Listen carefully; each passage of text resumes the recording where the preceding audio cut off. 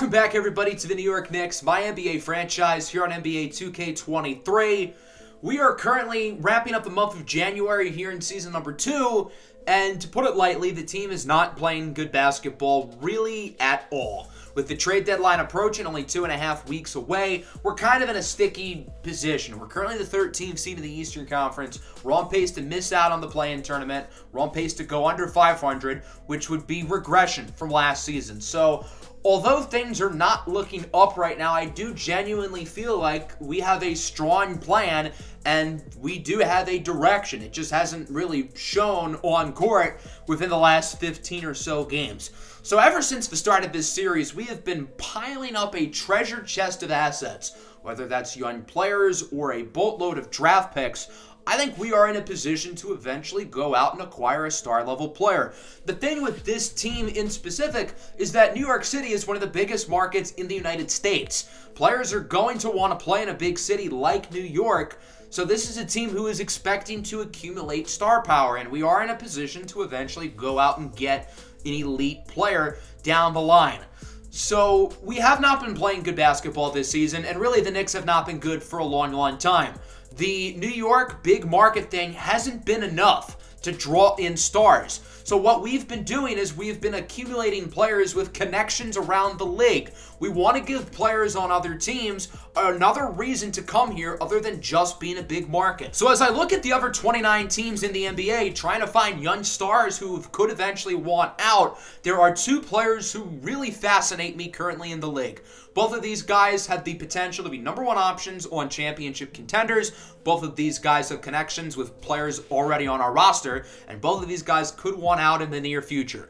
They are Zion Williamson and Shai Gilgeous-Alexander. Starting with Zion, I think this one's a little bit less likely because the Pelicans are really good. They're currently the number one seed in the Western Conference. So why would Zion want out? It's not so much that New Orleans is a bad spot, but the Knicks might be a better spot. Remember the Duke 2019 recruiting class featuring Zion, RJ Barrett, Cam Reddish, and Trey Jones? 3 of those guys are already on our team. Wouldn't Zion love to play with his buddies on the team where he initially wanted to get drafted to all along?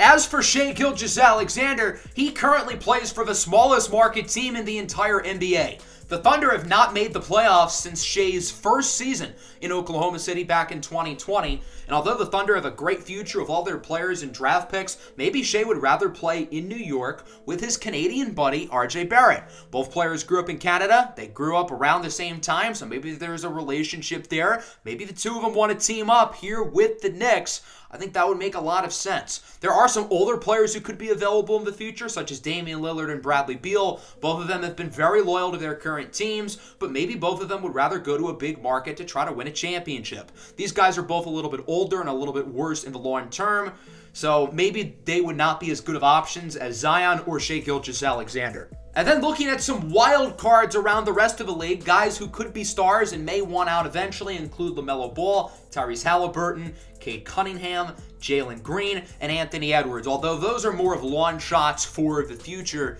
So why not start the process of trying to make a deal for one of these guys like Zion or SGA? Neither of them have any offers in the trade finder as expected, so why not just at least start the negotiation process? Zion is 4.5 stars. He's obviously really valuable. We're going to have to give up a lot of draft picks. The Pelicans have offered us multiple trades throughout the season involving Emmanuel quickly, so clearly they really like him. Maybe we had a couple other young players at an expiring contract like Kira Lewis Jr. This could be the starting point of a trade, and it doesn't seem like the Pelicans are very interested. They view Zion untouchable. That makes sense. I think Shai Gilgeous-Alexander would be a little bit easier to get. I think we still got to start with 3 first-round picks. I think Jalen Brunson would presumably be in this trade as well. I don't think Shai would work with both Brunson and Cesar DiCarlo. Maybe if the Thunder don't want Brunson, we involve a third team. And again, maybe adding 2 young players and adding some guys. I think Lou Dort being in the trade would make a lot of sense as well, with him also being Canadian. Just gives Shai another reason to want to come over here. I offered this to the Thunder, and they ended up saying no for now. But again, I think it's a good starting point just to, get the juices flowing for New Orleans and Oklahoma City to maybe eventually want to make those moves. It's going to be a little bit easier to get someone like Damian Lillard or Bradley Beal through the trade finder. However, again, I'd rather shoot big for Zion or Shai Gilgeous-Alexander because I think both of those guys could be superstars for the next 10 years, whereas Dame and Beal are getting a little bit worse as they age, and maybe they're more of a missing piece type of thing. As for some of the other young wild cards, I don't think they're going to be available via Trade Finder anytime soon, but they could be players to watch out for within the next few years.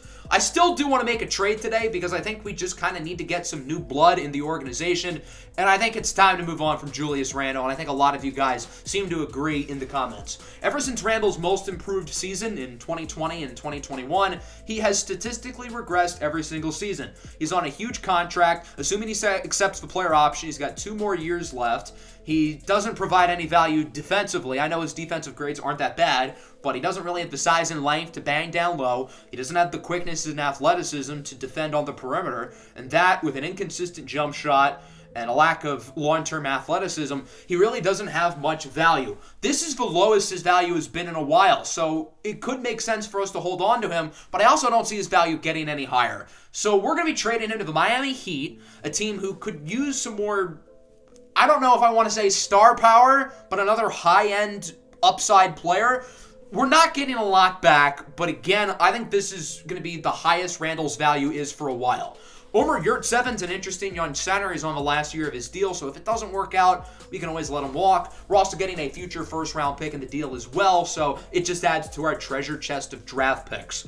We are going to need a guy like Yurtseven because Mitchell Robinson, for whatever reason, wants out of New York. So what we are going to be doing is we will mutually agree with Mitchell Robinson to not play him until the trade deadline to try to find a deal because he wants to get out of here. I have no idea really why. He's had the same role that he had last season, so I don't really know why he wants to leave so bad. But we'll try to find a trade for him at the deadline, and if it doesn't happen, then we'll talk back with him and his agent and try to figure out what the best move is going forward. So Julius Randle and essentially Mitchell Robinson are both gone, so the team certainly looks a little bit different.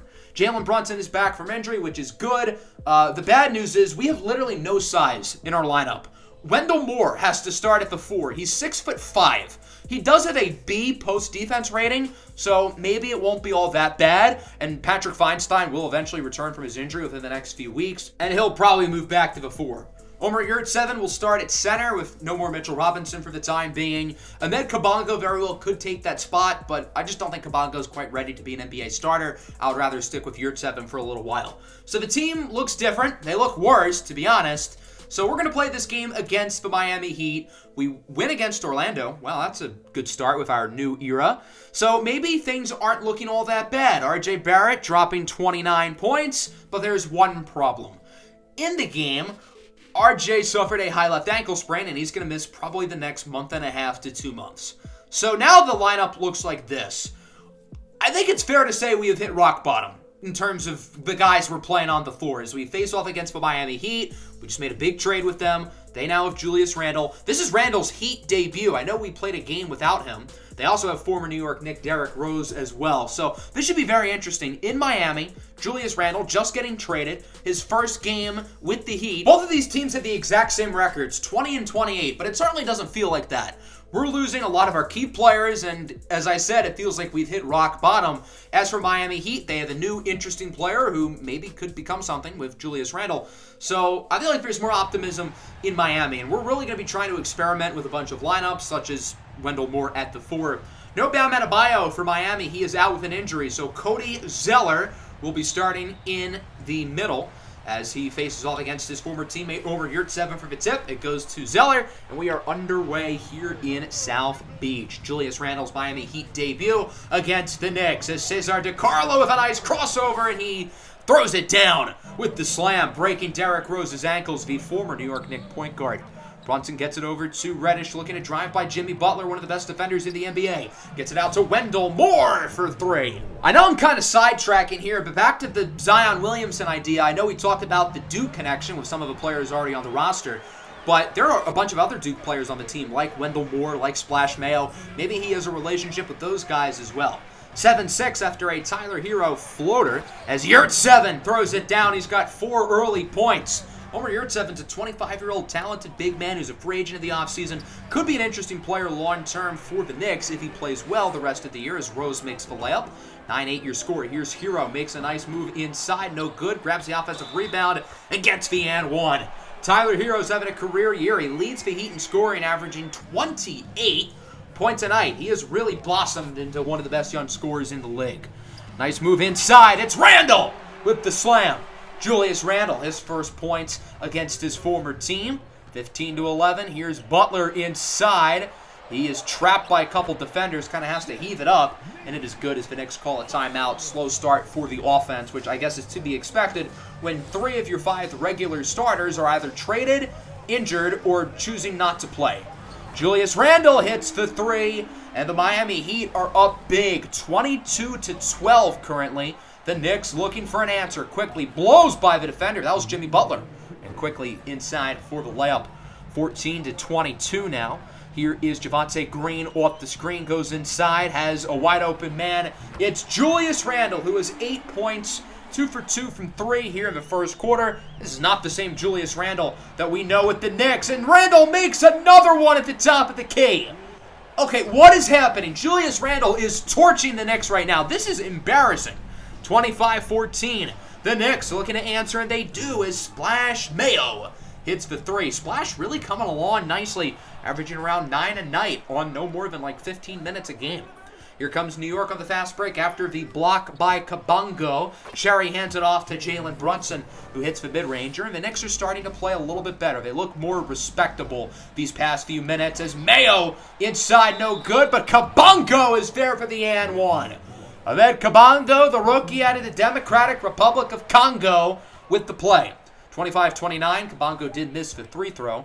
Winding seconds here in the quarter. Christian Brown for 3, no good off the back iron.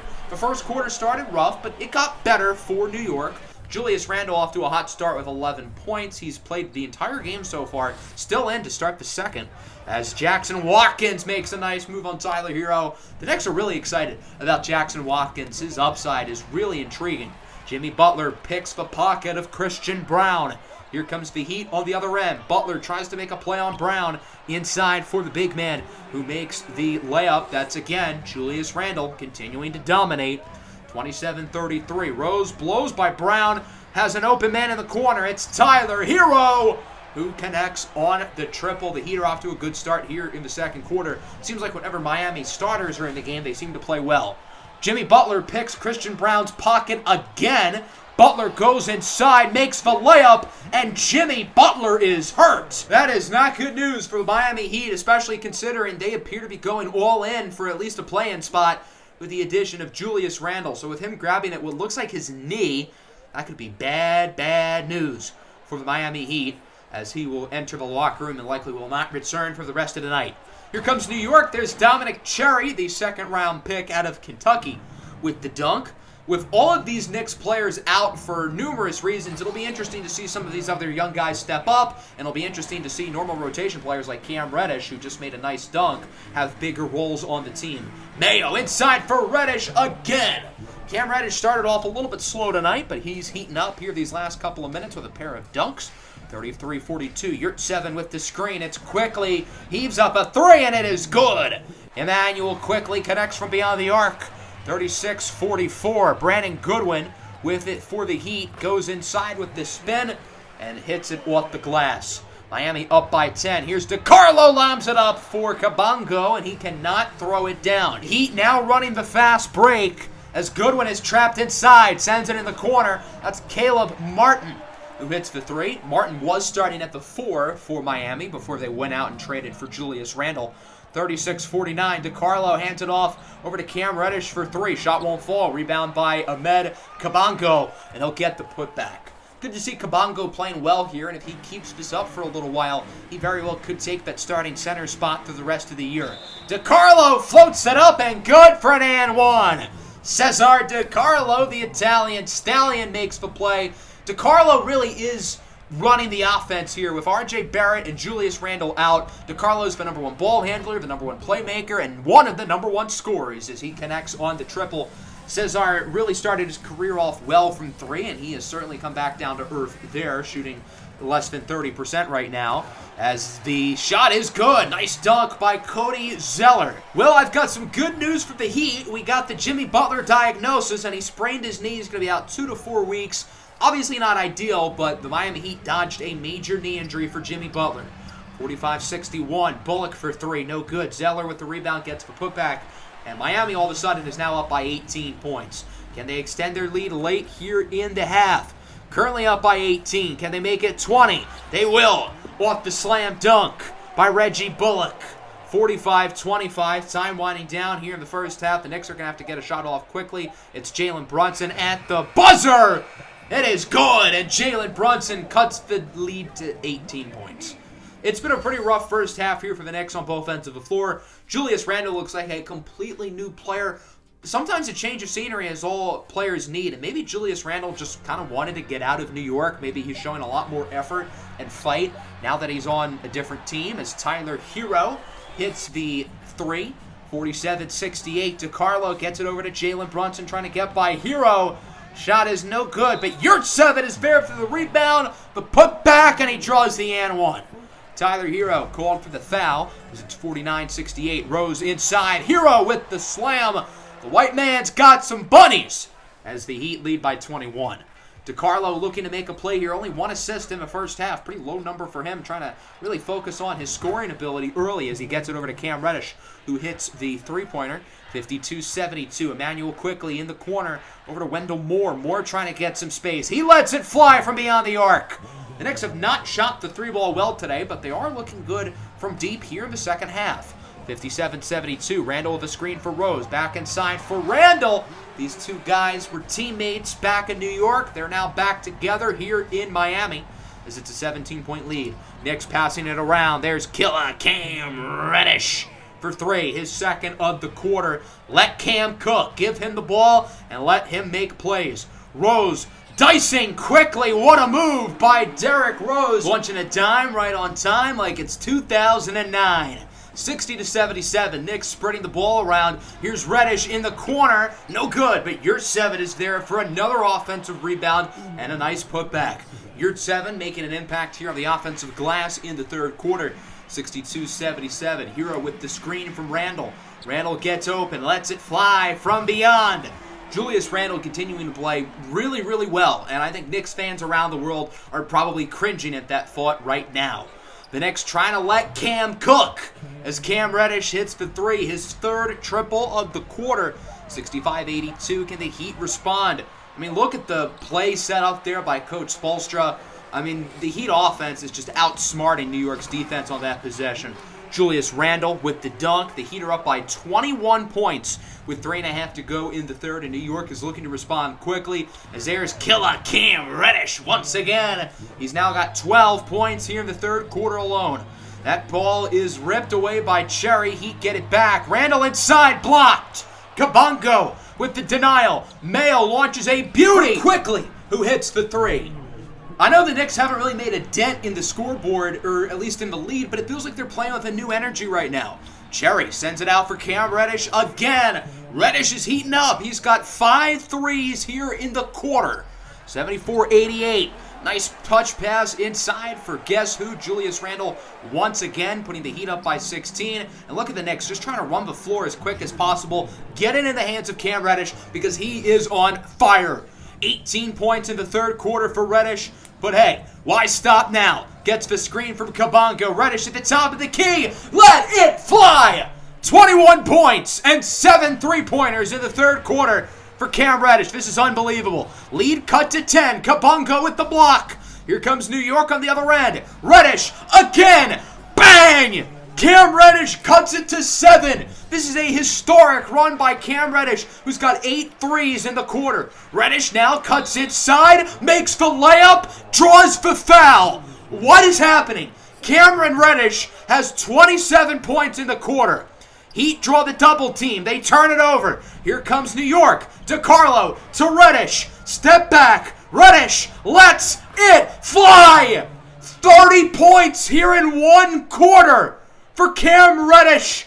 Oh my goodness gracious. The Knicks are only down by 3 points going into the fourth. Oh me, oh my. That was remarkable. 30 points, 10 of 13 from the field, 9 of 12 from 3. His 9 threes tie an NBA record for the most three-pointers made in a quarter. We were down by, I think, 20 with like 3.5 minutes to go, and we are now down by 3. That is one of the most improbable runs I think I have ever seen. And that's really the thing about this current Knicks team. They're not the greatest on paper, but they're going to try to out-fun you. I guess that's a new word. Cam Reddish still on fire as he makes the hook shot. Now has 32 points in the second half, 36 overall. Here's Rose trying to make a play, driving by Brunson. The Miami Heat got to get some momentum because obviously the Knicks have all the momentum right now. Miami's just got to get a few buckets and look to extend this lead as Rose makes the layup. The Heat look good early here in the fourth as they are up by 9. Here's Brunson. Goes inside. Shot won't fall. Grabs the offensive rebound over to Brown. Brown sends it to Moore. Moore over to Watkins. He goes inside and makes the contested layup. Cam Reddish is out of the game. He needed a little bit of a break. So hopefully one of these guys on the floor can step up. Certainly Brunson in particular, as he is the veteran of the group. Wide open corner three will rattle in for the Miami Heat. It's Javonte Green who hits the shot. 95-103, 5.5 to go. Hero inside. Nice pass over for Cody Zeller, who has done a lot of the dirty work tonight for Miami. Up by 10, 4.5 to go now. Brunson sends it over to Wendell Moore, trying to drive by Martin, which he does. Nice move by Wendell Moore Jr. He's got 12 points here, making the start at power forward tonight. As Hero goes for the step back, won't fall. Zeller with the rebound, and Cody Zeller gets the putback. This is your daily reminder that Cody Zeller was picked in the top 5 of the 2013 NBA draft.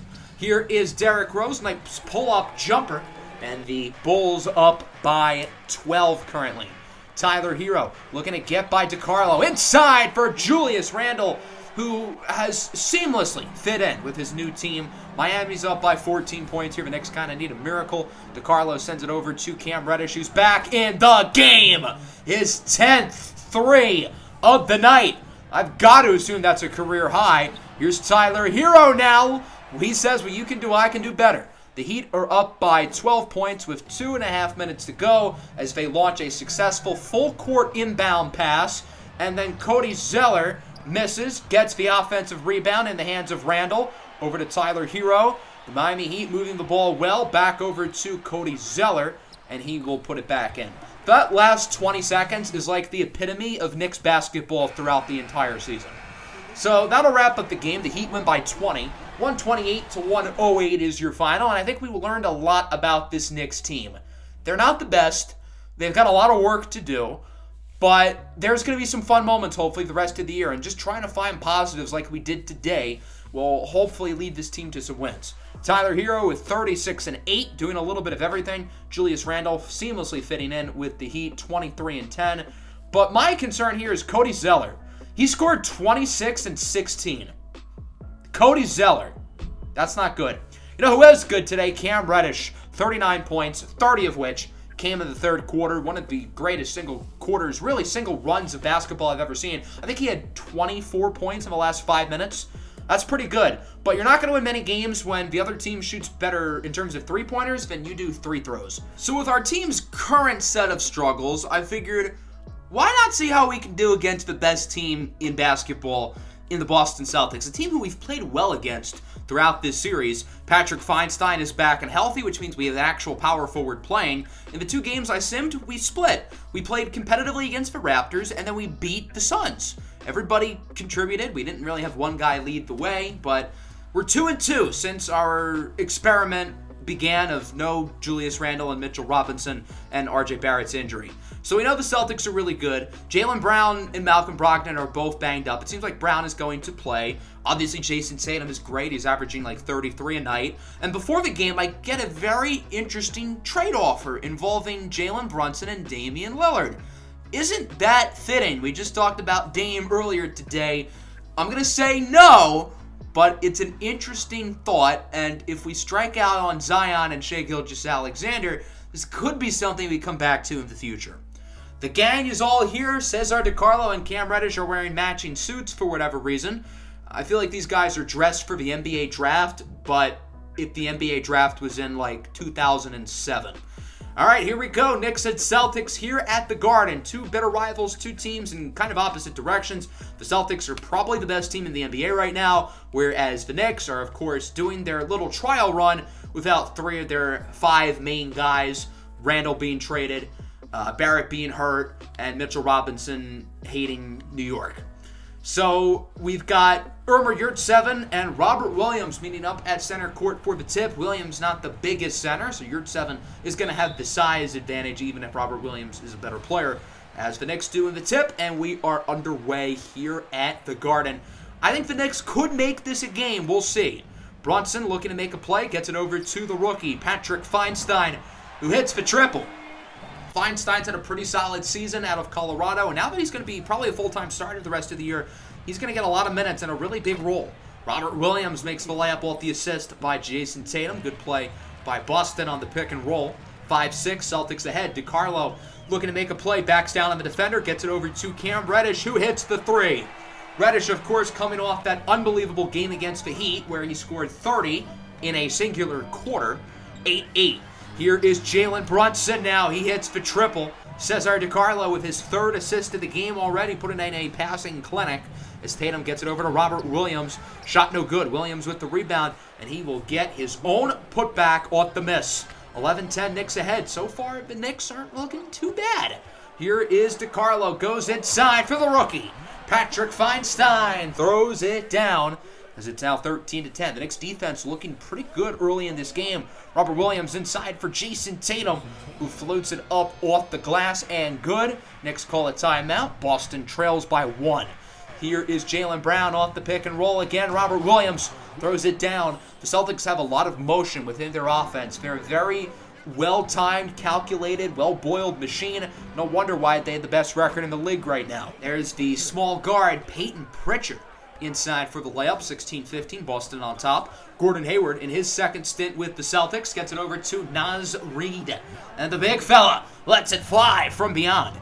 19-15, Reddish gets it over to Feinstein, who's got 5 points, backing down on the significantly smaller defender. Good play by Feinstein here to recognize the size mismatch, goes for the hook shot, and Pritchard can't really defend that considering he's, well, way smaller.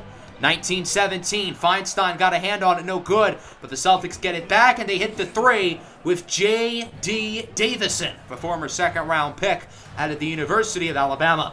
22-17, Brunson gets Reddish on the screen, and killer Cam Reddish hits another one. Reddish continuing to be a lead scorer here for the offense as Reddish gets it once again. Cuts inside as Brunson open, and Jalen Brunson lets it fly. He's got 8. And the Knicks make it a one-score game, 26-23. Pritchard has it trapped in the corner, guarded by Brunson. Pritchard, step back, 3-ball is good. And Peyton Pritchard will make it a 6-point lead. Can the Knicks answer back here at the end of the quarter? Jalen Brunson with it. Brunson drives it, gets it over to Killer Cam Reddish, who beats the buzzer. 1 quarter in, and I've got to say, the Knicks don't look too bad. Only down by 3. This off-cast team of misfits is playing pretty well right now as we go to the second. Jaylen Brown off the screen from Williams. He will hit the triple, 32-26. Kabongo, the rookie, gets it over to the other rookie, Dominic Cherry, who makes a nice move inside. The Knicks are going to have a lot of lineups where there's 3, maybe even 4 rookies on the floor at a time. That's just kind of the state of the team. But there are 11 rotation players, 6 of them are rookies. Jason Tatum hits the corner 3, 37-30. Dominic Cherry looking to make a play inside, and Cherry gets the and 1. Dominic Cherry right now is giving the Knicks some great minutes here early in the second quarter. He looks really good so far early in this game. 38-37, here's Tatum off the screen, gets it over to Grant Williams, who lets it fly. Grant Williams is one of the best shooters off the catch in the NBA, and it's especially impressive for someone with his 6'6" size. Remember, the Knicks offered Williams a contract back in the offseason. Cesar DiCarlo gets his first points of the day. He already has 6 assists as it's 45-42. Boston up by 3. DiCarlo sends it in the corner for guess who? Killer Cam Reddish, who ties it on his 4th 3 of the half. 49-47. Brunson goes inside. He's blocked, but he gets it back, floats it up and in to tie the game at 49. About a minute to go now in the first half. The Knicks continuing to play very respectable basketball. Here's J.D. Davison. Gets it over to Naz Reid, who hits the triple. And then to end the first half, Cam Reddish hit a buzzer-beater corner 3. The initial clip didn't record, so we're going to act like we're seeing it for the first time here. Cam Reddish heaves up a 3 in the corner at the buzzer. Wait for it. Bang! Killer Cam Reddish hits the three. The initial ruling on the floor is that the shot did not count. He didn't get it off in time, but as you were probably able to tell by the replay, he definitely did get that one off in time, so the play is reversed. The shot is good, and the Knicks only trail by 4 here going into the break. Cam Reddish with 5 3-pointers here in the first half, shooting the lights out of the basketball. And again, the Knicks are playing competitive basketball against the best team in the NBA, and with the Knicks' current state at the moment, that's really all you can ask for. Let's go into the second half, 56-52. Marcus Smart with it. He's had a quiet day offensively, so fittingly, he's going to heave up a prayer at the shot clock buzzer and drill it. 59-52, New York trying to answer. Here's DiCarlo inside for Patrick Feinstein. That's an and one. Grant Williams is called for the foul. Good play there by the Rook. 63-55, Celtics off to a pretty good start here in the third quarter. DiCarlo gets it over to Feinstein with a deep three, and it is good. Patrick Feinstein is balling right now for the Knicks with 6 early second half points. He's been the only player to score so far since halftime for the Knicks. Jaylen Brown hits the three from beyond the arc, 66-58. The ball nearly stolen away, and it does end up getting stolen. It's Brown on the other end with the fast break slam. Jaylen Brown makes the dunk. It's now 68-58. Boston looking more like they should be here in the third quarter. But the Knicks are not going to sit there and quit. They're going to keep on pushing as DiCarlo makes the layup. And he's got a real shot at a quadruple-double. 5 points, 6 rebounds, 9 assists, and 7 turnovers. What a play here by Patrick Feinstein, the rookie, showing off his basketball IQ. He sees the paint is wide open, so he takes a backdoor cut, makes the layup. He's got 15 points on perfect shooting. Naz Reid with the and one. Ahmed Kabongo called for the foul. Although the Celtics have been the better team in this quarter, again, the Knicks are right in there. They're only down by 5. Off the dunk by Emmanuel quickly, his first points of the night, and it's now 71-66 after the dunk by the little fella. 73-68. Here's Watkins on the move. Shot no good. Kabongo grabs the offensive rebound. Putback is good, and one. Naz Reid called for the foul. It goes around, comes around, I guess. Kabongo would miss the free throw, but the Knicks would get it back shortly. Only down by 3 points with an opportunity to tie. It's Cherry inside, and the layup is good. The Knicks are making a comeback here with 1 second-year player on the floor, Wendell Moore, a late first-round pick, Ahmed Kabongo, and 3 second-round rookies. That's incredible. 4 rookies, none of whom were drafted in the top 27, along with a second-year player, are leading the comeback. The Knicks are only down by 1 going into the fourth quarter. New York starting to get some of their veterans back in the game, including Jalen Brunson, who makes the layup off the assist by Cherry. Jalen Brunson at this point is kind of the elder statesman of the team, probably the oldest position player, so that certainly adds responsibility on his part. Marcus Smart makes the mid-ranger. The Knicks lead lasts a total of about 10 seconds. Shot no good inside by Hayward, but he grabs the rebound and the putback. He's put the Celtics ahead by 5. Now they're up by 3 with under 6 to go. Williams sets a screen here for Jaylen Brown, who goes inside and makes the layup over Omer Yurtseven to put Boston ahead by 5. Here's DiCarlo, pretty close to his 10th assist of the game. Can he get it on this possession? He will not, and instead, he goes for the left-handed layup. 87-82, under 5 to go. The lob for Brown is unsuccessful. Knicks in transition. Cesar DiCarlo inside for Reddish, who throws it down. It is only a 1-score game once again, 87-84. So now it's 89-84. Here comes Boston. Marcus Smart sends it in the corner for Jaylen Brown. Drives by DiCarlo and is inside for the flush. Jaylen Brown makes the play, 91-86, 3.5 to go. Tatum now and 1. Jason Tatum has been really quiet today. Cam Reddish has locked him down and has sent him to the dungeon, but he does get the and one there. Here's DiCarlo. His pass is tipped and intercepted by Williams. I'm pretty sure that's literally his 8th or 9th turnover of the game. And Brown throws it down on the other end. 96-86. Knicks got to make a little bit of a run here if they want to win this game. Feinstein with it inside, gets it to quickly over to Reddish, who blows by Tatum for the slam. Cam Reddish has flat out outplayed Jason Tatum tonight, and it has been a sight to see. Tatum gets it over to Grant Williams off the pick and roll. He hits a huge 3 to put the Celtics ahead by 11. Now up by 10. Boston running the floor in transition. Jaylen Brown with it inside for Robert Williams, the Time Lord, who makes the layup. Boston up by 12. Not looking good right now for the Knicks. Here's DiCarlo, who's a double-double, 10 and 10. Inside for a layup. He's now got 12, along with his 6 rebounds and 9 turnovers. 101-91. Tatum draws the double. Somebody's got to be open. And again, it's Grant Williams who hits the three. That feels like the dagger, although the Knicks are certainly not going to, again, sit there and quit. DiCarlo to Brunson with a deep three. Hold on, maybe the Knicks can make a little bit of a run. They're down by 10. They've still got a lot of work to do. Here comes New York in transition. Cesar DiCarlo with it, trying to run the floor. Has a man in the corner. It's Feinstein who grabs the offensive rebound and the putback. 17 points on perfect shooting for Patrick Feinstein, but unfortunately it's not going to matter as the Celtics take it home 111-99. Watkins doesn't get the shot off. Wouldn't have, gone in anyway, so it doesn't really matter. Overall, not a horrible game from the New York Knicks. Again, the Knicks are obviously in a little bit of a rut. They're without a lot of their key players. They're not playing good ball. And they played competitively with the best team in the league. So you really can't ask for much more. We were in it the entire game. Yeah, Boston went on a little run late, so we lose by 12. But we were really in it up until the final 3 minutes of the game. Jalen Brunson and Reddish lead the way with 19. Feinstein with 17 on perfect shooting. DiCarlo with 12.7 rebounds, 11 assists, and 9 turnovers. Doing a little bit of everything, good and bad. There's going to be some rookie mistakes with Cesar DiCarlo, as shown by the 9 turnovers. That's more than doubled the entire Boston Celtics. Notably, Jason Tatum only had 12 points. That's got to be his season low, or certainly one of his lowest marks of the season. Shout out to Cam Reddish for locking him up. Going to simulate these next 3 games going into the trade deadline. The Pacers' offer is Mitchell Robinson for Nikola Vucevic. I know we're trying to find a deal for Robinson, but that sounds like a big ol' hell no. So as we go into the All-Star break, we've got the All-Star draft. None of our players get picked, obviously, because we don't have any All-Stars. Notably enough, Zion and Shai Gilgeous-Alexander are on Team Luka. Damian Lillard is on Team Joel Embiid as possible future Knicks. The Nuggets offer is Jamal Murray for Jalen Brunson. I'm going to say no. I think Jalen Brunson is a little bit more well-rounded than Murray. So we did fine in our 3 games. We went 1-2. We beat the Nets, so that's cool. We may be bad, but at least we're not the Nets, who pretty much have the same record as us, but they have Kevin Durant. So currently we're the 13th seed, but we're also only 1 game back of the 10 seed. The play-in tournament really doesn't seem impossible for us.